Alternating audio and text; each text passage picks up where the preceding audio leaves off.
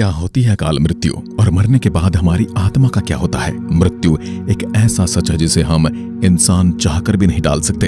आज नहीं तो कल इस सच का सामना हम सबको करना है। महाभारत में भी जब अर्जुन अपने परिवार को सामने देखकर अपने हथियार छोड़ देते हैं और भगवान श्री कृष्ण के पैरों में पड़कर अपने धर्म को करने से मना कर देते हैं, तब भगवान अर्जुन को समझाते हैं कि अर्जुन, तुम्हें किसी की मृत्यु की चिंता करने की जरूरत नहीं है। अगर इस धरती पर किसी ने जन्म लिया है तो उसकी मृत्यु तय है, लेकिन हमने अपने जीवन में हमेशा देखा है कि यह तय नहीं है कि यह मृत्यु कब है और कैसे आएगी। कोई अपने बचपन में मृत्यु को प्राप्त हो जाता है, कोई अपनी जवानी में, तो कोई बुढ़ापे तक जीवित रहता है।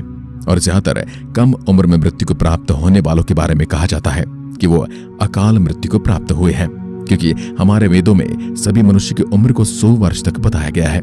जिसके बाद सवाल उठता है कि जब मनुष्य की उम्र 100 वर्ष तक है तो उसे उससे पहले मृत्यु क्यों प्राप्त हो जाती है, और आखिर यह अकाल मृत्यु क्या है?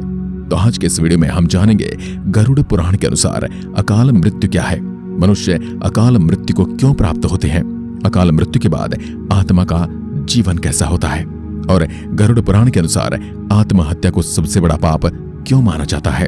तो चलिए शुरू करते हैं।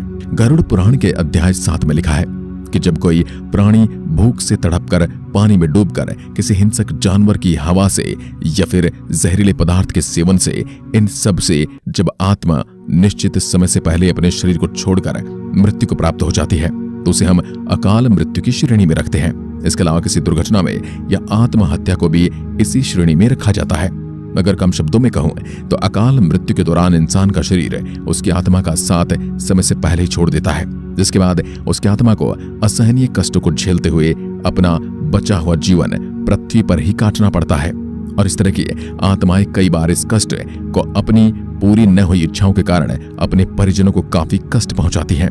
लेकिन अकाल मृत्यु का मतलब ये नहीं कि उसमें आत्मा की कोई गलती नहीं होती, बल्कि अकाल मृत्यु एक तरह की सजा है जो अकाल मृत्यु को प्राप्त होने वाली आत्मा के अनेक जन्मों में की गई दुष्कर्मों का परिणाम होती है, जिसका जिक्र हमें गरुड़ पुराण में देखने को मिलता है।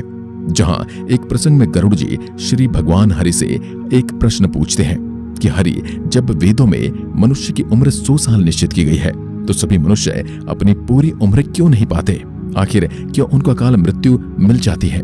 सवाल के उत्तर में श्री हरि कहते हैं, ये सच है कि वेदों में मनुष्य की उम्र 100 साल निर्धारित की गई है, पर इसमें उस प्राणी द्वारा किए गए दुष्कर्म भी शामिल किए जाते हैं।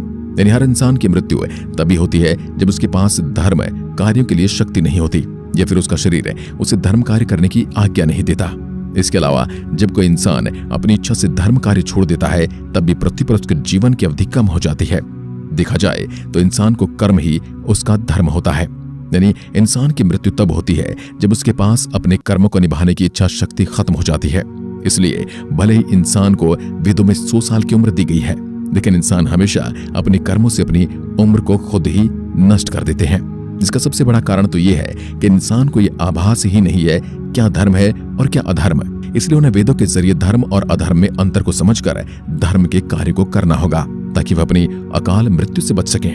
गरुड़ पुराण की माने तो जब किसी इंसान की मृत्यु प्राकृतिक तरीके से होती है तो उस मनुष्य को ईश्वर द्वारा केवल 13 से 45 दिनों में ही दूसरा नया जीवन और नया शरीर दे दिया जाता है। यानी अपने जीवन चक्र को पूरा कर लेने वाले उस आत्मा को भगवान से एक पुनर्जन्म मिलता है। लेकिन जब कोई अकाल मृत्यु मरता है तब उस व्यक्ति की आत्मा भूत प्रेत पिशाच बनकर भटकती रहती है और अपने परिजनों और आसपास के लोगों को परेशान करती रहती है और अपनी शांति के लिए तड़पती रहती है। इसके अलावा गरुड़ पुराण में यह भी लिखा गया है क्योंकि अकाल मृत्यु किसी दुर्घटना या फिर किसी ऐसे जरिए के चलते होती है जिसे देखने पर अकाल मृत्यु को प्राप्त होने वाले इंसान के परिजनों को लगता है कि शायद उसे उस दिन वह काम नहीं करना चाहिए था जिसके कारण उसकी मृत्यु हुई। यानी यहाँ पर परिजनों का मानना होता है अगर उस दिन वह घटना न हुई होती तो अकाल मृत्यु कभी न होती, जबकि ऐसा नहीं है क्योंकि गरुड़ पुराण में श्री हरि कहते हैं अकाल मृत्यु का दंड है जिसे होना ही है, इसे रोका नहीं जा सकता। चलिए अब जानते कि अकाल मृत्यु के बाद आत्मा का क्या होता है।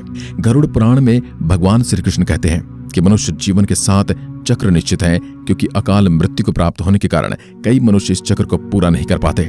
इसलिए मृत्यु के बाद उनकी आत्मा को बहुत से कष्ट पृथ्वी पर ही भोगने पड़ते हैं, क्योंकि अचानक मृत्यु की वजह से उस आत्मा की ऐसी बहुत सी इच्छाएं होती हैं जो इंसानी रूप में नहीं हो सकती।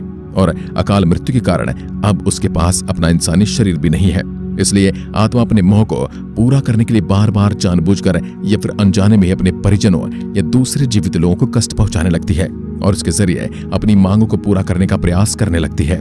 और इसी तरह यह आत्माएं प्रेत पिशाच योनि में लंबे समय तक पृथ्वी पर भटकती रहती हैं। गरुड़ पुराण में आत्महत्या को पाप क्यों माना गया है?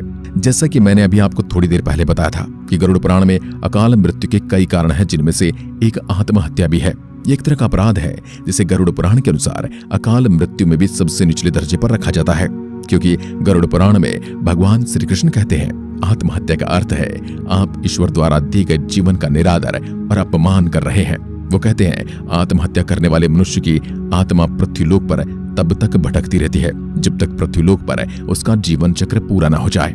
लेकिन क्योंकि उसने आत्महत्या की है, इसलिए उसे दौरान उसे प्रकृति द्वारा मरने के बाद भी सबसे कष्टदायी जीवन दिया जाता है, जिसके कारण उस आत्मा का जीवन पृथ्वीलोक पर काफी ज्यादा मुश्किल हो जाता है और उसे न नरक में जगह मिल जाती है और न ही स्वर्ग लोक में उसका स्वागत होता है। इसलिए आत्महत्या करने वाले आत्माएं हमेशा अपने आसपास के लोगों को कष्ट पहुंचाती हैं और खुद भी एक कष्टदायी समय पृथ्वी पर गुजारती हैं। गरुड़ पुराण की माने तो इस तरह की आत्मा को मुक्ति दिलाना तो काफी मुश्किल है, लेकिन उसके कष्टों को कई तरह से थोड़ा कम किया जा सकता है। जैसे अकाल मृत्यु को प्राप्त होने वाले के परिवार को गंगा में स्नान करना चाहिए और मृत आत्मा की इच्छा पूर्ति के लिए पिंडदान और दान पुण्य जैसे कार्य को भी करना चाहिए। इस तरह के कार्य 3 से 4 वर्ष तक किए जाने पर उस आत्मा को काफी हद तक शांति मिल सकती है और कई मामलों में मुक्ति भी। इससे हम पुनर्जन्म को प्राप्त कर नए शरीर के साथ नए जीवन की शुरुआत कर सकते हैं। तो आपको आज की वीडियो कैसी लगी? आप अपना सुझाव कमेंट बॉक्स में लिखकर अवश्य बताएं। एक बार फिर मिलते हैं, तब तक के लिए नमस्कार, धन्यवाद।